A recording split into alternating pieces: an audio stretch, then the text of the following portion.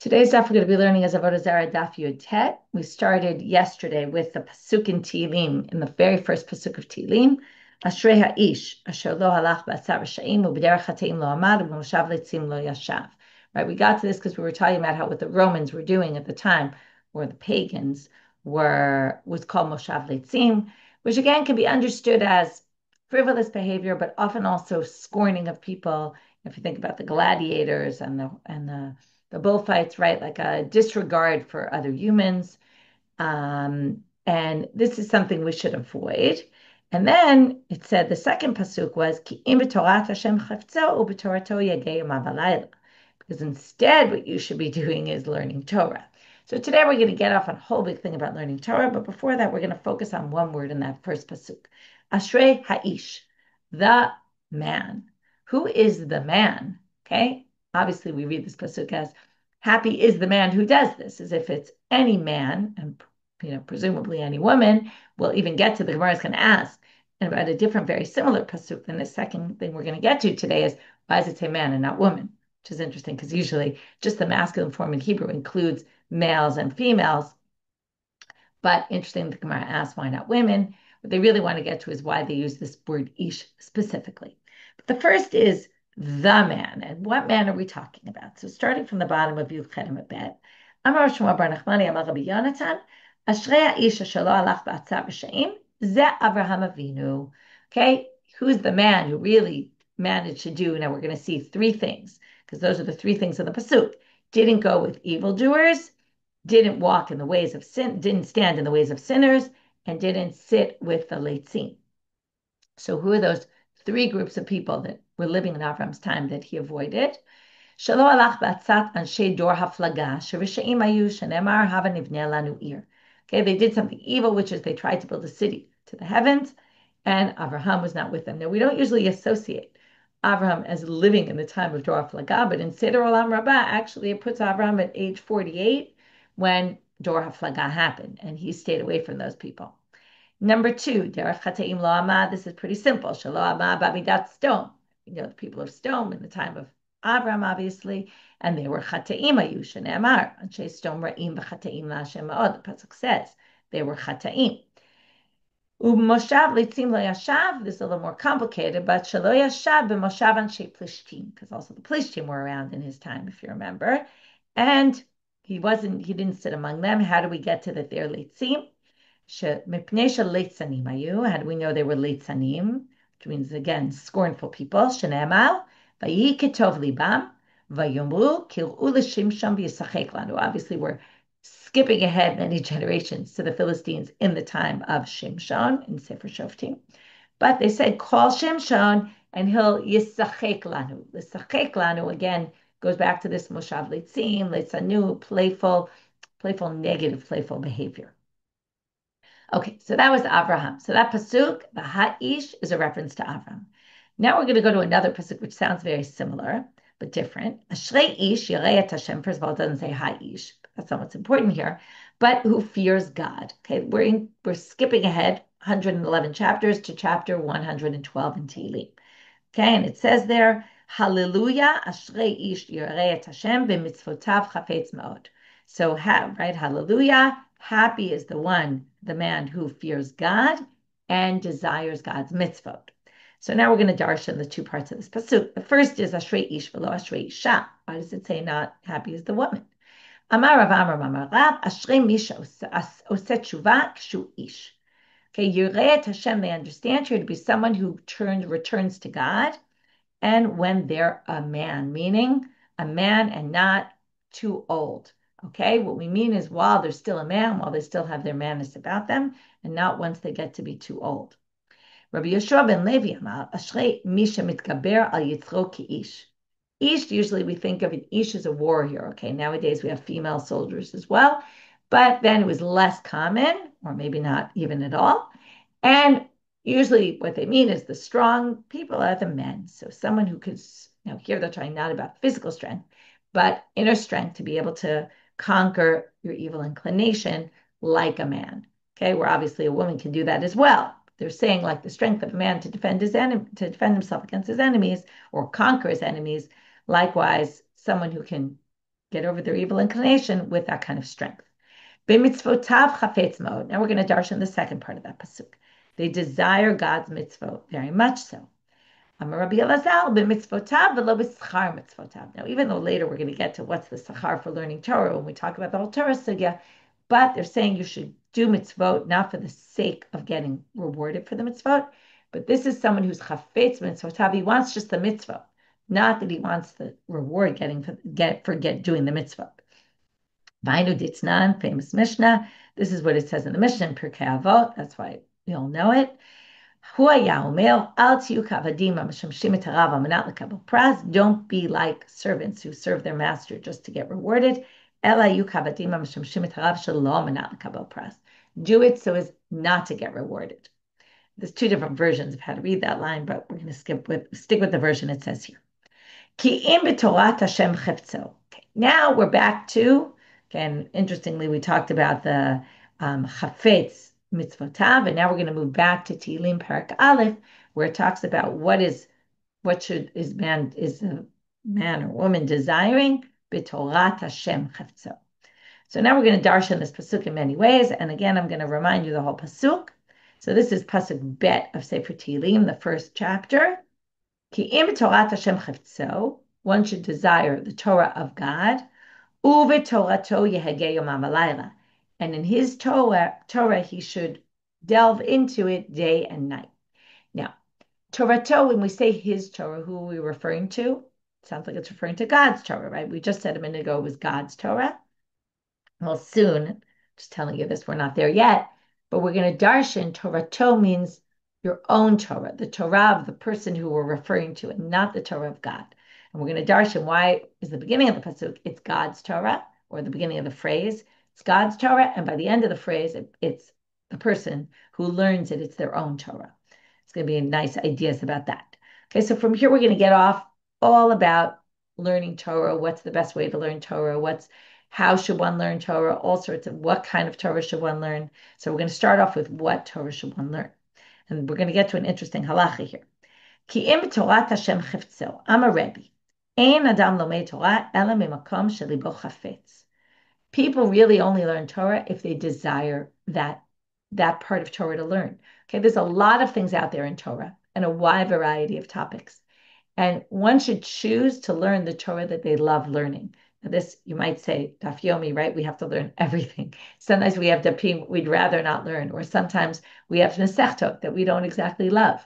But you should be learning the things that you love. So on the one hand, you might say, well, we shouldn't be learning all the Gemaras that we're learning. On the other hand, you could say, well, if you love learning Gemara, then that's what you should spend your time doing, right? And this is basically saying, why is that? Because where somebody desires, that's what they're going to learn the best. You're not going to learn something because you're forced to learn it. So we're going to even hear a story about this. So again, Rebbi says, because it says, which means you should be desiring to learn Torah, and that's the Torah you should be learning. So Levi and Rabbi Shimon Rebbi, they were two students, Rabbi Shimon, the son of Rebbi, and his friend Levi. Yatve Kamei Rebbi, they were sitting before Rebbi, V'kapaske Sidra, and they were learning Torah. Salik Sifra, they finished the book of Sifra, which is the Midrash Halacha. Levi Amar, Leitulam Mishlei. Levi says, let's learn Mishlei now. Like, bring a book of Mishlei. Rabbi Shimon Rebbi Amar, Leitulan Tehillim. And Rabbi Shimon Rebbi says, let's learn Tehillim. Kafya Levi Vaitu Tehillim. So Rabbi Shimon Rebbi forced Levi to learn Tehillim, which he didn't want to do. Now, what they do? They open Sefer Tehillim, and what did they open to? The first chapter. Kimatu hacha. When they got to this pasuk, Ki im b'torat Hashem chefzo, pasuk bet, Perish Rebbi. So their teacher Rebbi starts explaining the pasuk. Eve Amar, and he said exactly what he said before. Ein adam lomei Torah ela mimakom shelibo chafetz. So Levi gets up. Amar Levi, Rebbi, natata lanu reshut la'amod. You gave me permission to get up and leave. Said, I don't want to be here. This isn't what I want to learn. Great story. They don't really say if he actually got up and left or not. Amar Rav Avdimi, right? Tried doing that in high school. Right? You can see how much the teacher would love that. Oh, I don't want to be learning this. I'm just going to get up and leave. Amar Rav Avdimi Bar Chama. Kol ha'osek b'Torah, Kadosh Baruch Hu oseh lo chafatzav. A different drasha in this pasuk is anyone learning Torah God will do whatever they desire. Okay? Ki im Torat Hashem or b'Torah, right? If you're in Torat Hashem, chefzo, you get whatever you want. Shne'emar ki im Torat Hashem chefzo. Amar Rava. Okay, now we're going to have, starting now, a slew of statements of Rava about how to learn Torah, what the best way to learn Torah is. Lo'olam. So first he starts off with the same statement the Rebbi made a bunch of generations before him. Lo'olam yomod adam Torah b'makom shelibo chafetz. Shne'emar ki im Torat Hashem chefzo. Again, where your heart desires, that's what you should be learning. Ve'amar Rava, b'tchila nikret al shmo shel HaKadosh Baruch Hu. This is what I told you before. First, it's called God's Torah when you start learning. Ulevasof nikret al shmo. In the end, it becomes your own. It's a beautiful idea. Shne'emar b'torat Hashem chefzo. Right? If you do that right, first it's Torah Hashem, u'b'torato yageh yomam v'layla. In the end, it will be your own Torah. So thinking about how some people don't like writing in Sfarim, and some people like writing in Sfarim. It becomes their own, right? When you write in a sefer, it means it's my sefer. And there's something about feeling this ownership over Torah. V'amar Rava, la'olam yomad adam Torah v'achar kach yehege. Another drasha from this pasuk. It's interesting. Rava, right? Normally we say you can't darshan two things for one pasuk, but this isn't halacha. This is, you can feel free to darshan whatever you want. Rava is saying, right? I can learn so many things about how to learn Torah from this pasuk. You should first learn Torah, then achar kach yehege. This is a good promo for Daf Yomi. First, learn the Torah. Okay, superficially, you won't understand it yet. Then delve in. The second stage is delving into it. Because again, what does it say? Shne'emar, b'Torat Hashem. First, you should be in Torat Hashem. Get Torat Hashem. V'hadar, and then after, v'Torato yehege. Okay, for all the promos of Daf Yomi, just wait. We're going to get to all the negatives also. Ve'amar Rava, la'olam ligris inish. Okay, first, this is really Daf Yomi, right? Get the girsa, get the whole thing, conquer it. Va'af agav demishkach, even if you're going to forget it. Okay, I know bunch of people complain they don't remember anything they learned. Ve'hadar v'torato yegeh. After you've seen everything, then you can start delving in. Then at least you have perspective, you have understanding. You can start really delving into it. Now, where does he get this from? He's going to start quoting other psukim now, Rava. So, Shene'emal, Garsa nafshi leta'ava. Okay, this is from Tehillim, Kuf Yutet. Garsa ktiv v'lo kativ tachana. Ligros, something is to cut it up, but into big chunks. Litchon is to make it floury, right? Really, really fine. So it says ligros, to grind it, which is the bigger pieces, which means first just break it up into big pieces. Only at a later stage can you grind it really finely and really get into the nitty-gritty. Rava brought a contradiction. Ktiv al gapei, uktiv al kisei.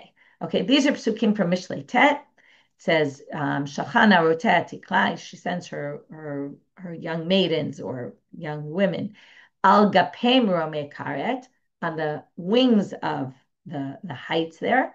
And it says, Barosh Moromim, V'yashva lepetach beita al kisei moromei karet. And then it says she's sitting in the entrance to her house on the chair in moromei karet, whatever that moromei karet is. So first there's al gapei, which is kind of like on the wings or up above. And then there's al kisei, which is grounded in the ground. So right in a chair. So al gapei uktiv al kisei. Bitchila al gapei ulevasof al kisei. Okay, there's many different interpretations what this is.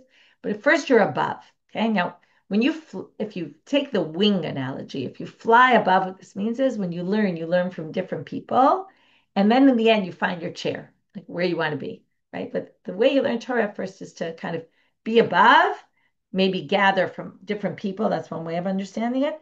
Also, they say maybe when you're first learning, you're not in a stable place. You're kind of up there hovering. At a certain point, you come into a stable place where you're in a chair.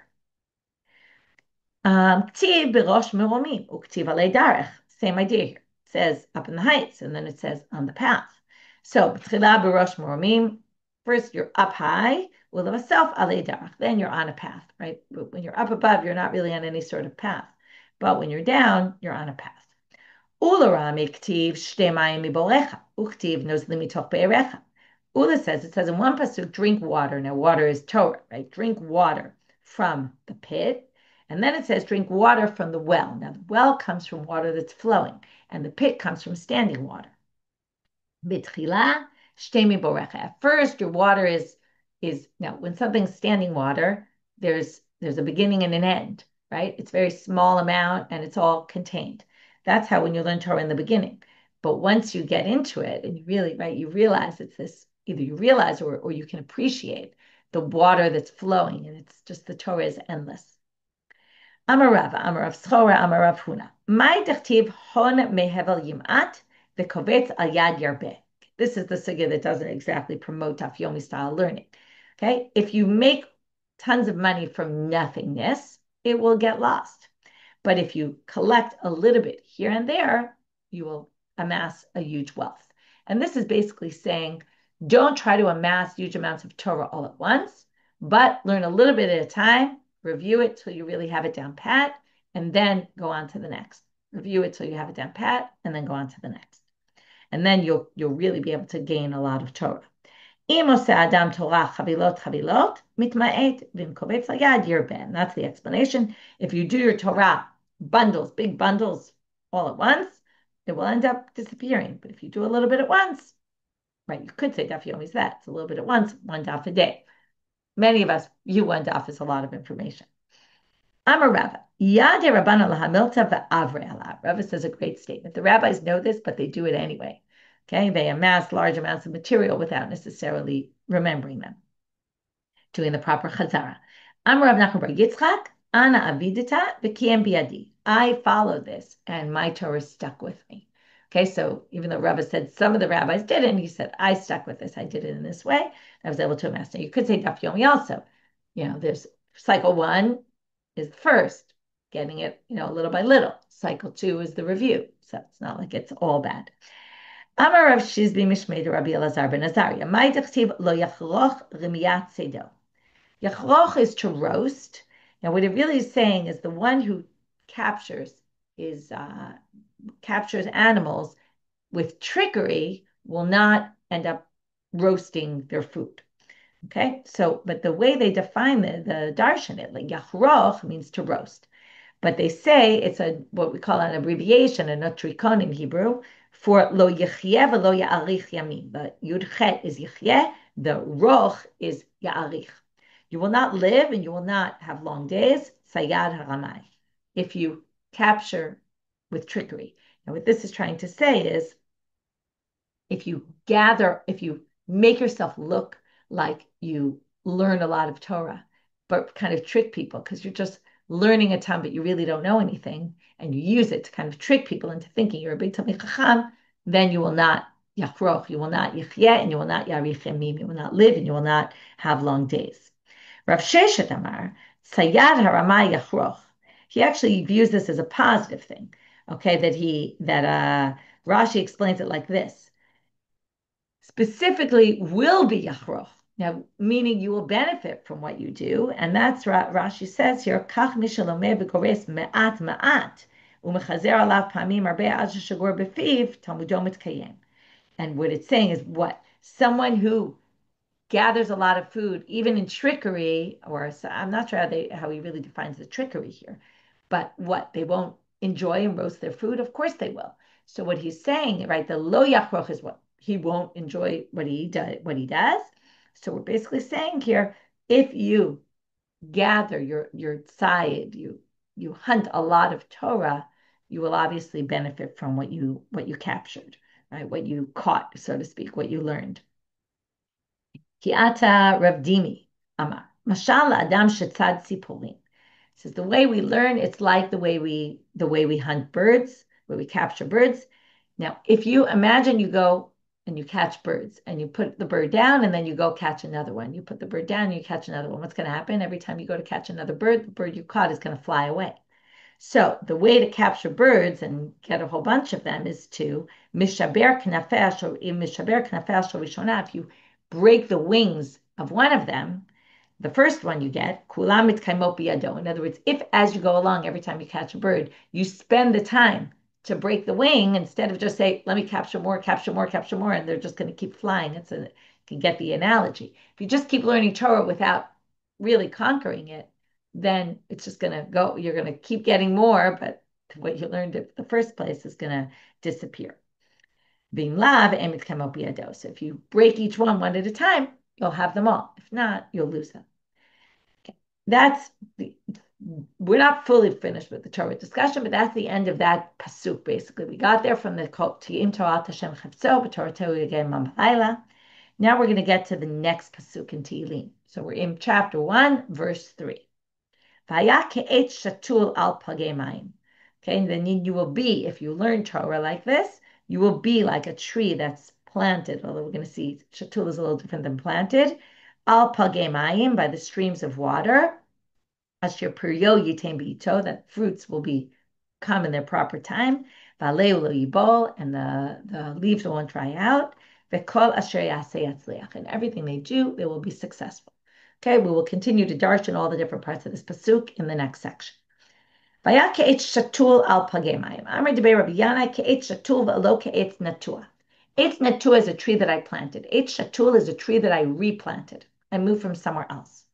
Kol halomed Torah merav echad eno ro'eh siman bracha la'olam. It says if you learn Torah from one person, you will not see a siman bracha. You want a replanted tree that came from somewhere else. You want to get different opinions, different viewpoints, different ways of learning. Amarlu Rav Chisda Rabbanan. So Rav Chisda said to his rabbis, his students, Be'ina de milta. I want to tell you something. This halacha that, this drasha of Rabbi Yanai, Umistafina de shavkitu liva aslitu, but I'm worried you're all going to leave my Beit Midrash and go somewhere else. It's not really good for marketing purposes. Right? If you learn from one person, you're not going to see siman bracha in your Torah. It really means your Torah is not going to survive because it's just one opinion you're getting. It's interesting the way they view the importance of the diversity of opinions. Shavku va'azo kamei de Rava. So they left him and they went in front of Rava. They left the Beit Midrash.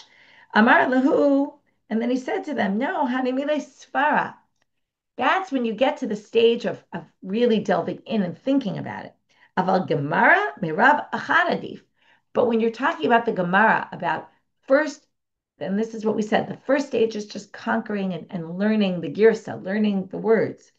That's better to get from one person. As we move to Amabet, deloli palug lishani. So this gets confusing. Different people have different lishani, different lishonot, different versions of the text, different versions of the halacha. First, learn one way, get that way down pat, and then you can start learning that there's other opinions and thinking about it in other ways. Al pagei mayim.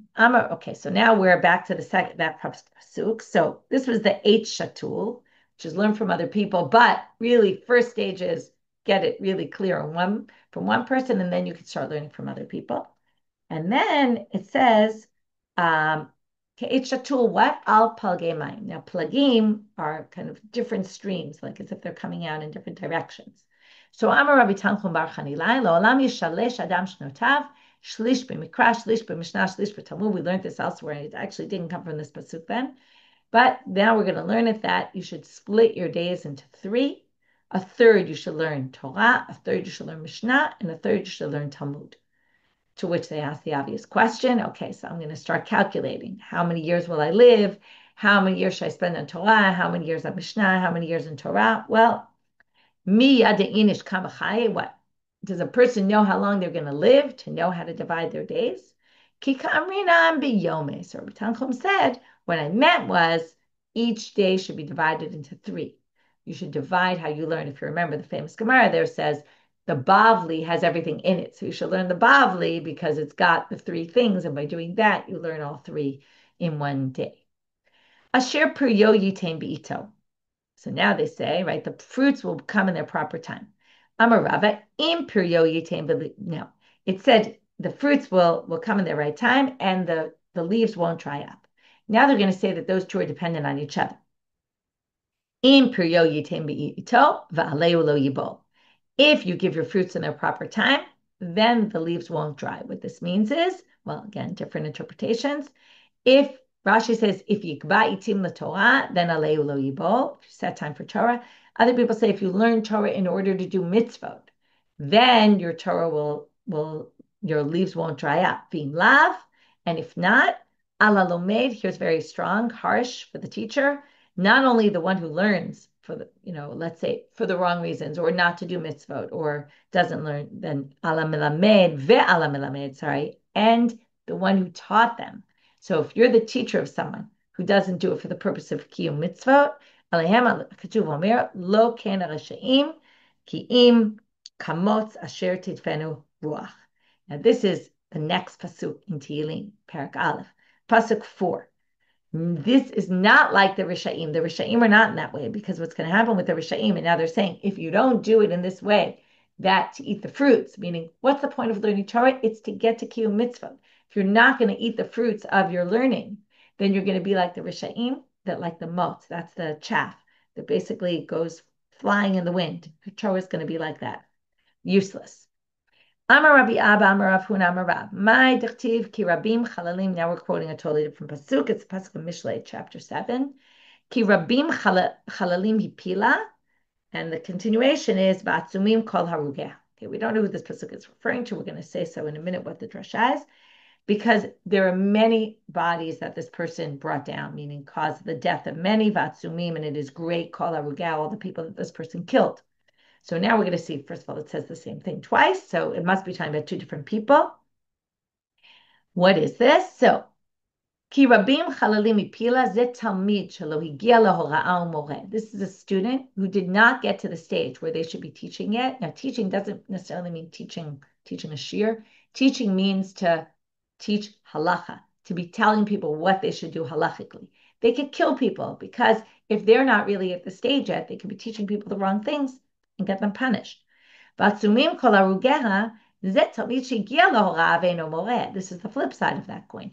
This is someone who is at the stage where they should be teaching halacha, and they don't. They refrain from it teaching halacha, and that's also causing people to be killed. Va'ad kama, what's the age? They assume right now it's an age. What does it mean? La'agia lahora'ah? Ad arba'im shnin. You have to be 40 years old to be able to teach people, like to paskin, basically, is what they mean here. To which the Gemara asked, what do you mean it's dependent on age? Rava ore, and Rava was known that he died at age 40. So how is he teaching halacha if he died at age 40? He must have been teaching halacha earlier. Hatam b'shavin. That's because he was equal in wisdom to the main rabbis of his community. And therefore, again, it's not just an age thing. It's also a wisdom, a certain amount of knowledge. Va'alehu lo yibol. Amrav achabar adam arav.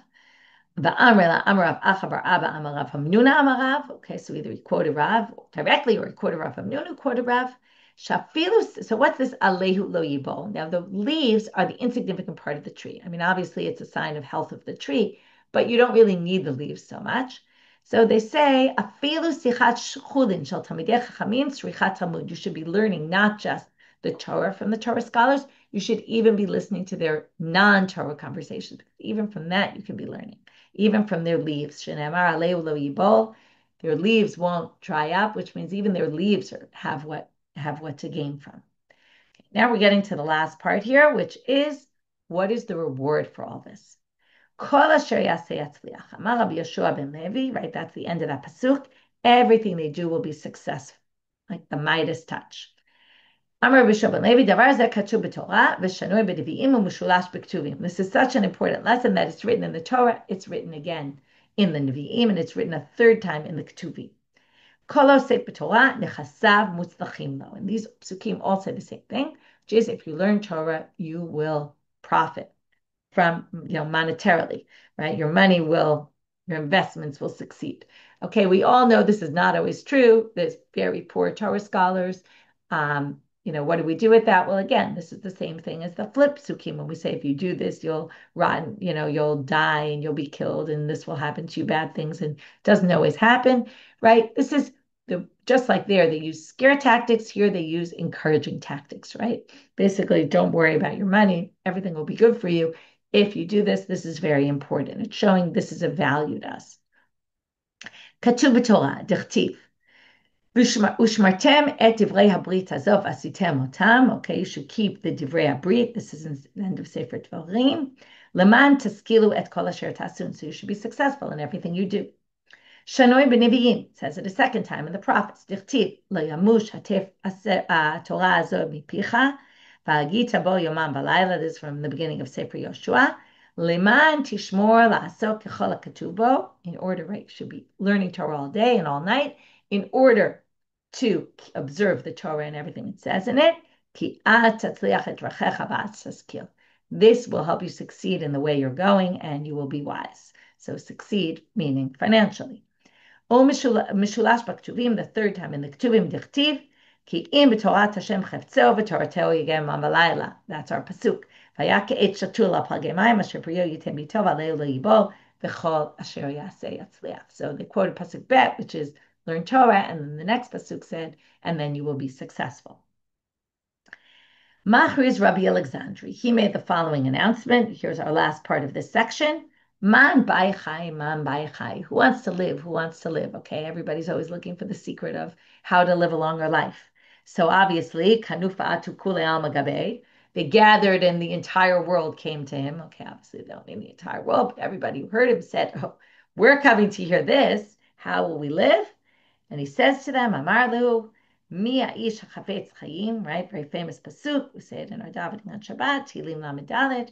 Who is the person who seeks life? Right? What does it say? Natzor l'shoncha meira uspatecha midaber mirma. You should keep your mouth from saying bad things, and your sfatayim from saying bad things. Basically, watch your tongue. Very, very valuable lesson. But he says, he continues, or the Gemara says, not sure if he continues or the Gemara, Shema Yomar Adam. Now you might say, Natsarti l'shoni meraus, v'tam deber mima. Okay, well, I kept my mouth shut. I didn't say bad things. Maybe I'll just go to sleep, right? Because who needs to do anything? As long as I don't say bad things, I will get long life. Well, right, it's very similar to how we ended yesterday's stuff, right? So you're not going to go to Moshav Leitzim. Okay, so go to sleep. And it's better when you go to sleep, less likelihood that you're going to say something bad. Kind of protects you from saying bad things. Well, Talmud Lomao, what's the next pasuk after that? Sur Merah v'aseh tov. Now, Sur Merah, right? But stay away from bad, v'aseh tov. Doesn't say go to sleep. It says do good things. Ve'ein tov ela Torah, shenemar ki lekach tov natati lechem, Torati al ta'azofu. And here you see, the Torah is called the lekach tov. The Torah is tov. What it means is go learn Torah. Again, the same message as we had yesterday. We're kind of ending this section with the way we started it, about the importance of learning Torah. And this all came up because we started with all the activities of the Roman pagans that we should avoid.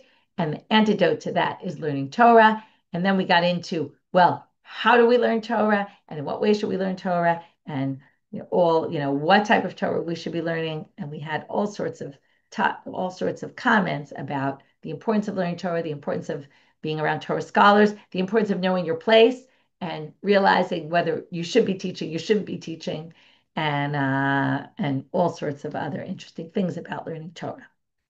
Now we're going to move back to the Mishnah. We were up to this section in the Mishnah about Higia la Kippah. What are the things you're allowed to build with the Gentiles you can't build? We said one of the things you could build was bathhouses. But when you get to the Kippah, which was this area where it held idols, Makom Shema Bo Avodah Zarah, that was where they had the idols, you can't build with them. Okay, you can't build that area. Now, what will we call this? Misham Avodah Zarah, right? It's an area, you're not building the idol, you're building the area where they put the idol in. So Amar Rabbi Elazar, Amar Rabbi Yonantan, Imbanas, Mutarda. You shouldn't build it, but if you did, you can benefit from the salary that you received. Because, right, why? Well, the Gemara says Pshita, obviously. Why is he even telling us this? Obviously, you can benefit because it wasn't the idol itself. It was Misham Avodah Zarah. Misham Avodah Zarah, right? It's just something that serves the idol. Now, Misham Avodah Zarah is something that serves an idol. Bein Rabbi Yishmael, Bein Rabbi Akiva, Einam Asurim ad sheyavdu. Now, there's a big machlok at Rabbi Yishmael and Rabbi Akiva, which we'll see inside in 1 minute. It really comes up in Daf Nun Aleph Amud Bet. But it's this machloket about when idols become idols that are forbidden to benefit from. Is it when you create them, or is it once they're worshipped? And the debate really, it flips. Each of them have the opposite opinion about whether it's for a Jew or for a Gentile. Okay, one says if it's for a Jew, then it's forbidden immediately. And if it's for a Gentile, only once they worship it. And the other says the opposite. If it's for a Gentile, it's forbidden immediately. If it's for a Jew, it's forbidden only once they worship it. Okay, so that's the machloket of Rabbi Yishmael and Rabbi Akiva. But notice, the machloket is only about Misham Avodah Zarah. Now, obviously, this hasn't been worshipped yet. You're building it. So He's saying the machloket is only about the idol itself, but things that serve the idol, of course, nobody thinks it's going to have any sort of, idol worship sanctity to it. Again, I hate calling that word using sanctity, but it's the parallel, right? What they give sanctity, there's no importance to it until it's actually worshipped. So this is quite obvious that you can benefit from the salary you get for this, even though you shouldn't do it. So he says when Rabbi Elazar quoted Rabbi Yochanan is saying if you build it, the salary is permitted. It was actually talking about the idol itself. So now the question is going to be, wait, this is only going to fit with one opinion. Now, obviously, this was an idol they were making for the Gentiles. So Hani Chalamanda Amar, you could say, I could see why you could say you could get rewarded, you can gain the benefits from the salary. It's not forbidden to benefit from if you hold Avodah Zarah Shel Yisrael Asura Miyad V'Shalavei Kochavim Ad Shtaved. This is Rabbi Yishmael's opinion. That if you're making it for a Jew, it's forbidden immediately. But an idol made for a Gentile is only forbidden once they worship. So therefore, you can benefit from the salary you made because this was for a Gentile and it's not yet forbidden. Shapir, then it makes sense. But but according to Rabbi Akiva, you can understand this halacha. He says if it's a Gentile, right? If it's a Jew, only once it starts being worshipped. But if it's for a Gentile, it's going to be forbidden immediately. So this should be forbidden immediately, and you shouldn't be able to get any salary from it. So how are you going to explain it according to Rabbi Akiva? Ella Amarab Barula Lo Nitzcha Ella b'makosh achal. Says what we're really talking about is the final blow that makes this an idol. Now, I'm going to read the whole thing to the end because when I'm going to start explaining, I'm explaining from the last words. So even if you don't understand, don't worry, I'll explain it all. Avodah Zarah man kagarim la. What makes this Avodah Zarah? Gemar malacha, when it's completed. Ve'emat havi gemar malacha. And when does that happen? And if we say, like Rabbi Akiva, that a pesel that you make, an idol for a Gentile, is going to be forbidden when it's created. When is that? When you give it the final blow, right? It's going to be forbidden to benefit from at that final blow. Until the final blow, it's not an idol. Okay. Well, then, b'makosh acharon, right? That's when it is. But makosh acharon lebeshav pruta. But there's no value to that last. How much is it worth when you give that last final blow? It's actually not worth anything, right? It's less than it's worth a little bit, but it's very little. That one little action. Ve alma kasavar must be held. Okay, you really need these last words to understand everything.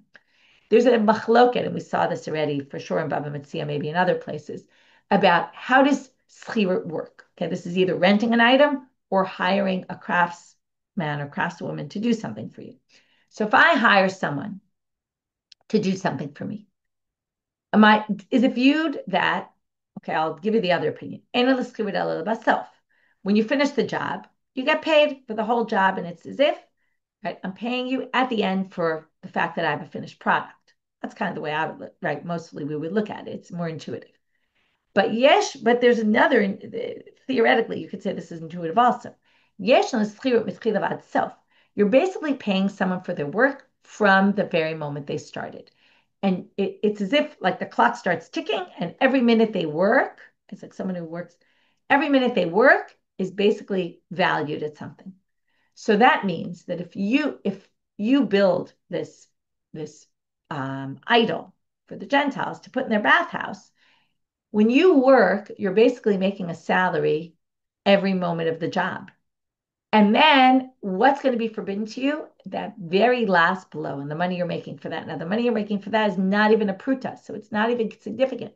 So therefore, all the salary you make, you can actually benefit from because the idol is not yet an idol. So even according to Rabbi Akiva, who says that idol is going to be an idol at the last blow, but only at the last blow. Remember, Rabbi Yishmael is going to say it's only an idol once you worship, when it's worshipped by the Gentiles. So for sure, you could get paid and benefit from it. But even Rabbi Akiva, you could get paid because it's all about the final blow. New Mishnah. Ve'ain, we're going to get much more into this Mishnah tomorrow, okay? But we'll just start reading it.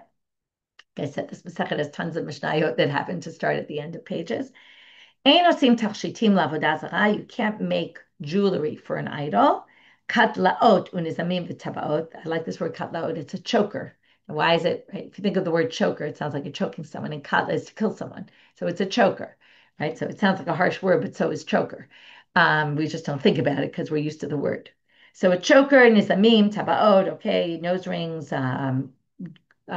rings, all these things you can't make. Rabbi Eliezer Omer b'sachal mutal. If you make money, you get paid for it, it's permitted. This is a very strange thing. If it's forbidden, then why would you be able to get paid for it? Some people don't have this girsa at all. Okay. It's a little unclear how to read this part of the Mishnah. And there's different girsaot, like a lot of different girsaot here, just so you know, to deal with the fact that it's a little complicated. The next part has to do with this Isur of Lo Techanem. It's actually the subject of Daf Mishalahem this week. Very fascinating topic. We're going to talk about it more tomorrow, which is the prohibition to sell land to Gentiles. Usually the topic is in Israel. Okay, we'll talk about this more tomorrow. Just so you can't sell them land, you also can't sell them anything attached to the ground. It's just an extension of don't sell them land, don't sell them things attached to the ground like trees. But once you cut the tree down, then you can sell it to them because it's no longer attached to the ground. Right? The fact that it was attached doesn't matter. But Rabbi Yehuda Omer, mocheru amanat lakotz. He allows you to sell a tree if you're selling it for the Gentile to cut it down. Then you're allowed to sell it. Okay, the reason for this prohibition we're going to get into tomorrow.